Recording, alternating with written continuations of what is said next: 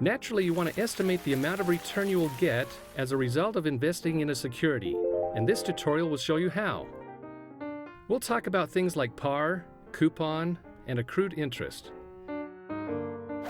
But just remember that the overall yield still comes down to only two things: what you pay versus what you get back.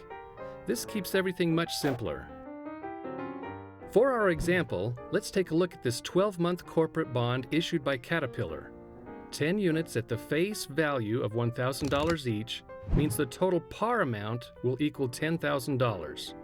If the coupon is 3%, then you'll get $300 for holding onto it for 1 year. $300 is your return based on the coupon rate.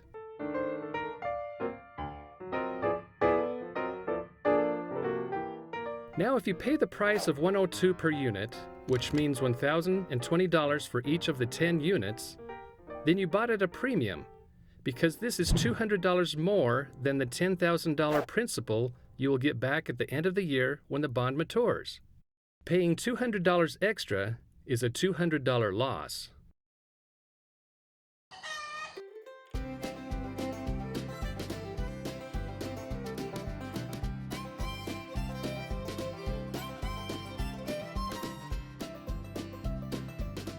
Let's assume that today is January 13th, and the bond owner received their last interest payment at the end of December a couple of weeks before. Remember, buying this bond gives you a $300 per year coupon return. However, buying it on January 13th means you must give 13 days worth of interest back to the former owner.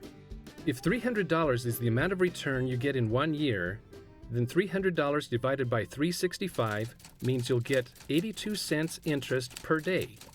82 cents times 13 days equals $10.66 of accrued interest that you owe to the previous owner.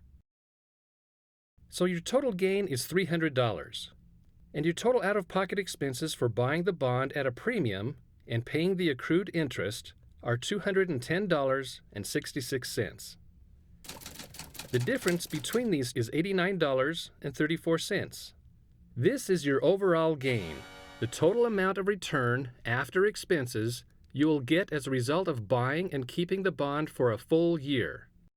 But in the investing world, the standard is to be able to refer to an annual yield, and that is calculated by taking your overall gain and dividing it by the total par amount of the security you purchased, which in this case gives you 0.893% annual yield. That's it. We went through just a few basic steps to come up with your estimate. In this case, even though the coupon gave you a 3% return, buying the security above par has cost you. If you purchase the security for $988 per unit, this means you bought it at a discount, because it's $12 under the usual $1,000 par amount per unit.